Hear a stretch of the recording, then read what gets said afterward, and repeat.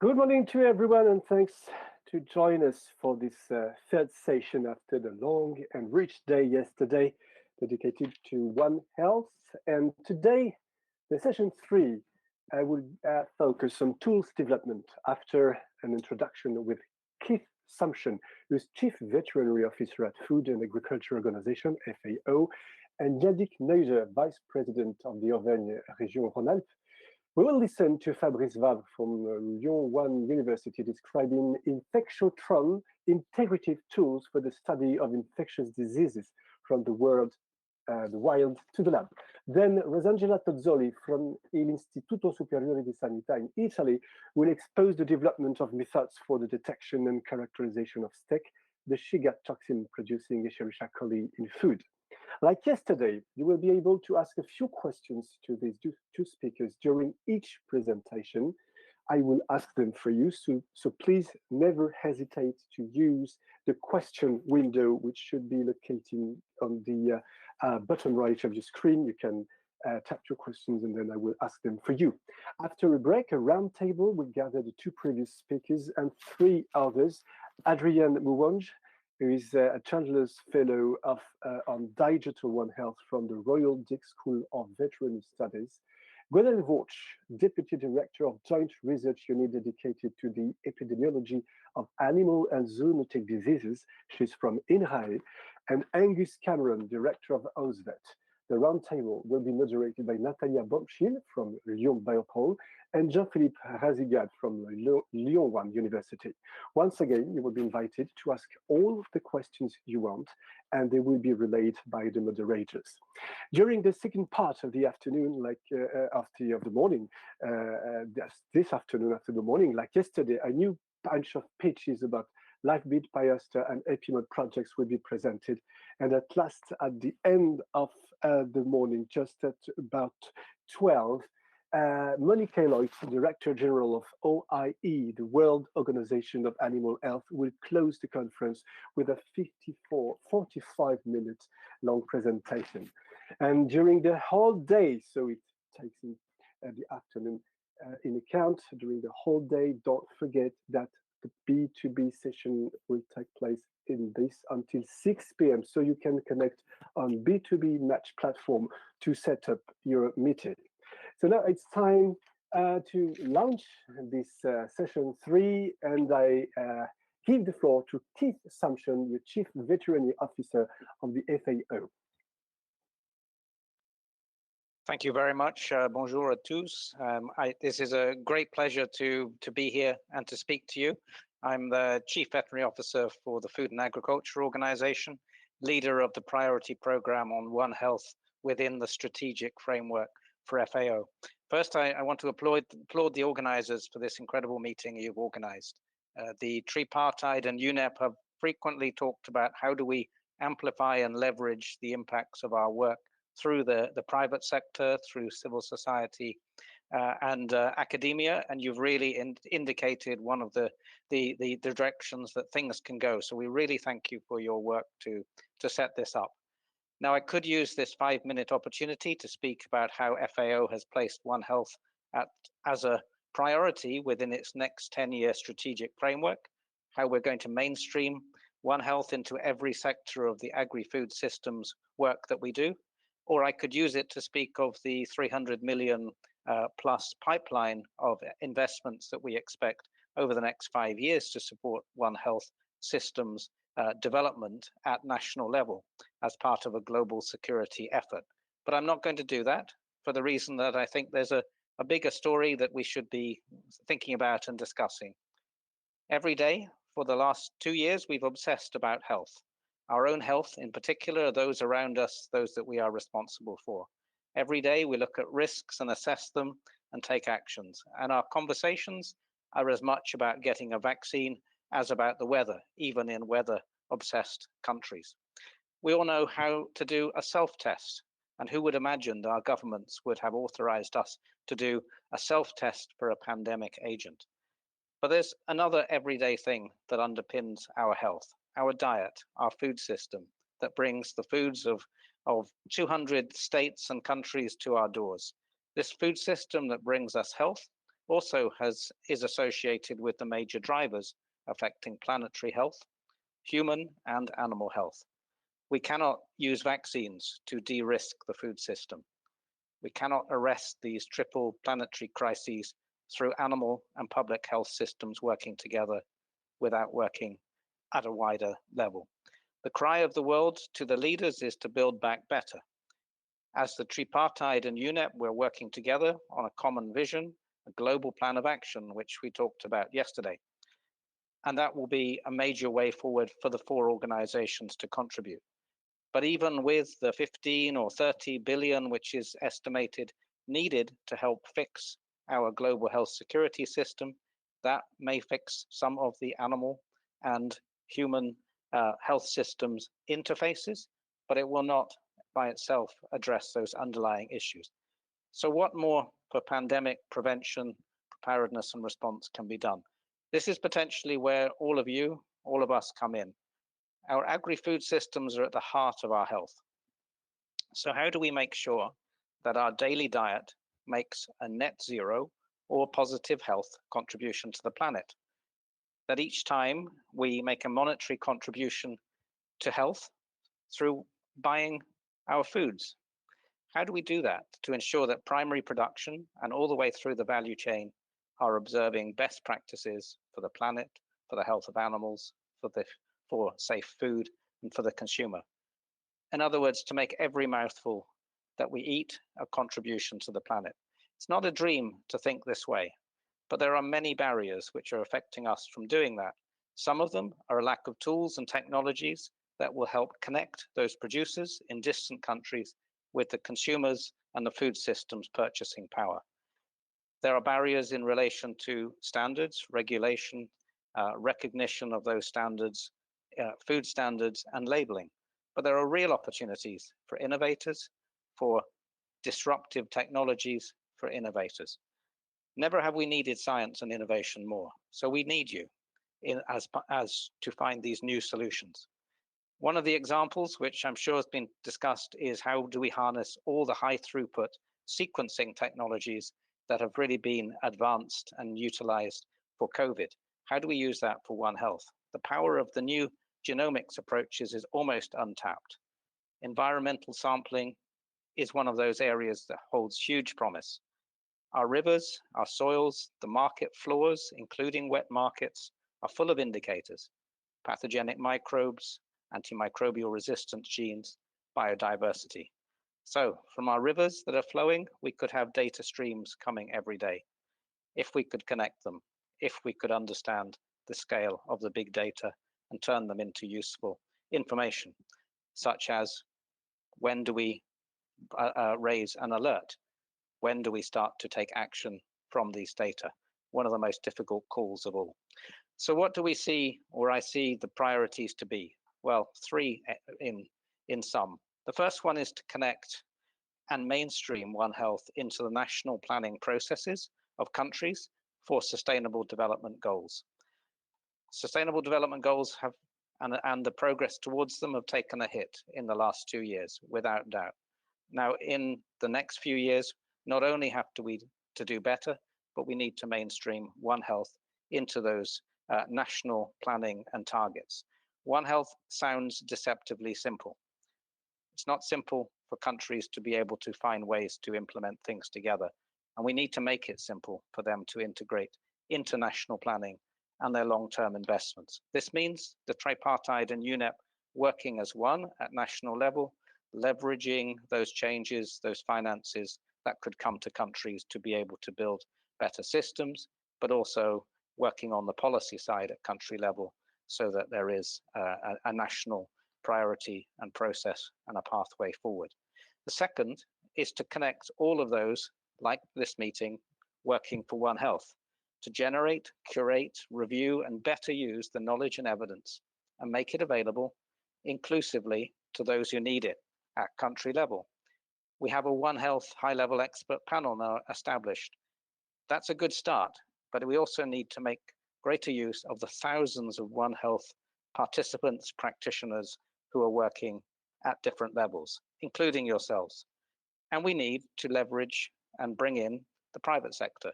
and their contributions into that discussion, such as through the partnership platform that the 4 organizations are launching for antimicrobial resistance this year, extending this perhaps to the One Health partnership level. Third one is really to connect the agri-food systems and health systems transformation narratives and processes. Not easy, but those 2 major things, health and agri-food systems, are intimately connected. Only that way can we start to buy planetary health, contribute to it every day, and address the biggest crises in the world. So I close by saying One Health for all, and all for One Health, to paraphrase a rather famous French novel. Thank you very much. Thank you very much, Kaith, for this very, very bright introduction, which allows us to step into the session 3 and truth development with a great motivation. Thanks a lot. And now I give the floor to Mr. Yannick Neuder. You are the Vice President for the Auvergne-Rhône-Alpes region. Mr. Neuder. Bonjour à tous. C'est un grand plaisir pour moi d'être à ce séminaire One Health, de participer à ce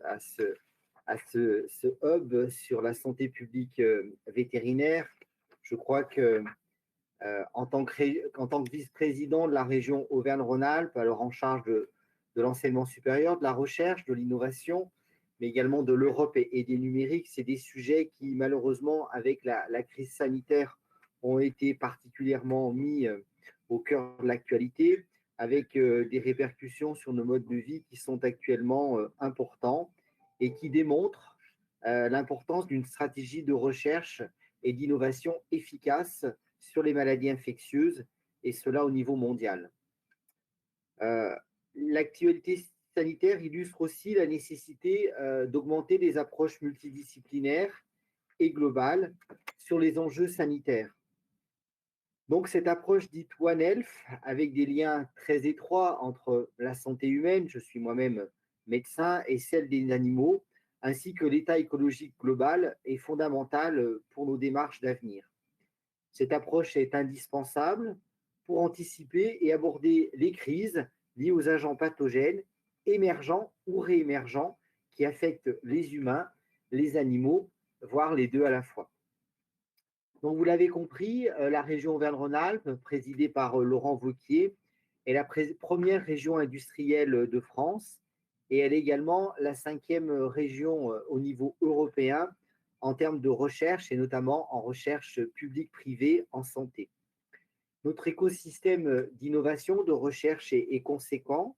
C'est plus de 10 000 chercheurs académiques et un tissu hospitalier qui est très ouvert à l'innovation, puisque nous avons 4 CHU, 400 établissements de santé et plus de 2000 établissements médico-sociaux.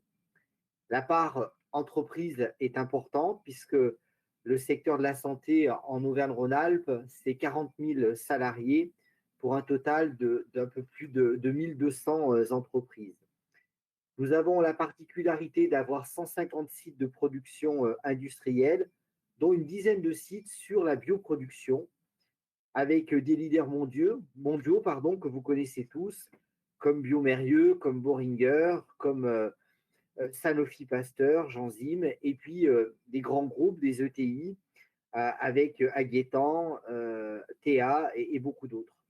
Nous avons plus de 800 petites et moyennes entreprises, et avec certaines qui ont de forts potentiels et qui seront les licornes de demain.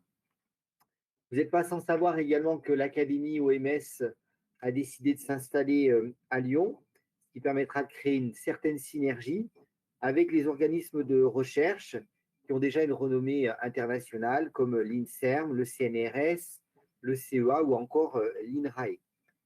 Nous avons également des grandes infrastructures de recherche de dimension internationale, avec des équipements qui sont uniques en France.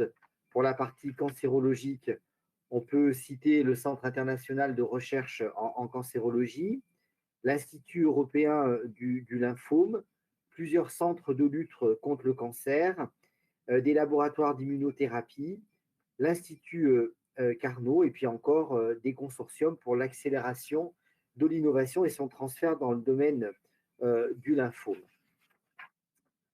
En infectiologie, qui est l'autre pilier, nous avons le Centre international de recherche en infectiologie, le CIRI, le fameux laboratoire P4 Jean Mérieux, et puis un IRT, l'IRT Bioaster, qui est le seul IRT en santé qui avait été retenu par l'État français. Donc, comme je vous le disais en propos introductif, la région Auvergne-Rhône-Alpes est convaincue que la santé publique vétérinaire a un enjeu stratégique pour les générations futures en raison de l'émergence et de la propagation rapide et la multiplication des épidémies animales, parfois transmissibles à l'homme, avec des questions environnementales qui sont importantes sur les enjeux de disponibilité et notamment de qualité alimentaire. Donc, le hub santé publique vétérinaire a été lancé officiellement en janvier 2020. J'avais eu l'honneur d'y participer, à l'initiative de Boehringer Ingelheim, qui veut faire de la région Auvergne-Rhône-Alpes, et c'est tout le mal que nous nous souhaitons, le hub mondial de santé publique vétérinaire. Naturellement, VetAgroSup est particulièrement associé à cette dynamique, et notre écosystème présente de réelles opportunités et atouts sur cette spécialité, avec une grappe active, des entreprises actives sur le sujet, une activité et une offre de formation importante, et puis des sujets très transversaux de recherche. Je rappelle quand même que c'est à Lyon, qu'il y a plus de 2 siècles, qui est né à l'initiative de Claude Bourgelat, la première école vétérinaire dans le monde. Donc, je suis très heureux que cette conférence, alors virtuelle pour une grande partie, se réunisse et réunit pendant 2 jours des experts internationaux, intervenants ou participants, autour du domaine du One Health. Son succès confirme bien la place de la santé vétérinaire dans notre écosystème et de faire de notre site lyonnais et de notre région l'acteur référent à l'échelle internationale dans ce domaine. Vos travaux et vos échanges sont pleinement ancrés dans la dimension internationale, qui est aussi un ancrage fort pour la région avec sa dimension de grande région européenne. Et les connaissances scientifiques doivent être, vous le savez, partagées, valorisées avec des équipes interdisciplinaires qui pourront, je l'espère, produire des solutions rapides et efficaces. Donc, il ne faut pas oublier l'échelon régional qui garde sa pertinence dans l'organisation des projets, qui est l'ancrage territorial, mais il ne faut surtout pas oublier l'échelon international avec notamment le rôle d'animateur et de catalysateur des projets que peuvent être un écosystème pleinement intégré. Donc, vous l'aurez compris, depuis 2016 que nous sommes à la tête de cette région, sous l'impulsion du président de région, Laurent Wauquiez. C'est plus de 200 millions d'euros qui ont été investis sur le champ de la santé. La région a soutenu notamment des projets importants de recherche lors de la lutte contre la Covid-19. Je pense notamment à des projets importants comme Covid-Orat Translate, qui est porté par l'IRT Bioaster et qui vous sera, je crois, présenté dans la matinée. Il ne faut pas oublier le partenariat très transversal qui permet la mise en commun des compétences, qui permet d'accélérer le développement des solutions, diagnostiques, pronostics, de prévention et surtout les traitements de l'infection par la Covid-19 pour pouvoir probablement lutter contre l'épidémie actuelle, mais probablement contre les épidémies futures. Enfin, peut-être dernier autre exemple pour montrer le dynamisme de l'écosystème, peut-être le projet Covibiose qui vise à développer un modèle préclinique animal infecté par le virus de la Covid et qui permet l'évaluation à court et moyen terme des thérapeutiques, des vaccins, cela au niveau national, international, et ce projet est également fortement soutenu par la région Auvergne-Rhône-Alpes. L'entreprise Symbiose, qui porte ce projet, travaille avec des laboratoires académiques, ceux de Bruno Lina, Virpat, du CIRI et VetAgroSup, qui héberge et qui porte l'expérimentation sur ces primates. Donc, vous l'aurez compris, en conclusion, et pour ne pas être trop long, la région reste un acteur incontournable sur le soutien à la recherche et surtout au continuum recherche, innovation, formation et développement économique, et continuera à soutenir les projets privés, les projets publics-privés en matière de santé globale. Il ne me reste donc plus qu'à vous souhaiter d'excellents travaux à tous pour cette deuxième journée de conférence, et puis eh bien, de pouvoir continuer, je l'espère, sur une prochaine session qui, je l'espère, pourra être en présentiel pour un maximum d'entre nous. En tout cas, au nom de la région Auvergne-Rhône-Alpes, au nom de son président, Laurent Wauquiez, je vous souhaite d'agréables sessions de travaux. Merci à tous. Merci infiniment. Thank you very much, Yannick Neuder, for your introduction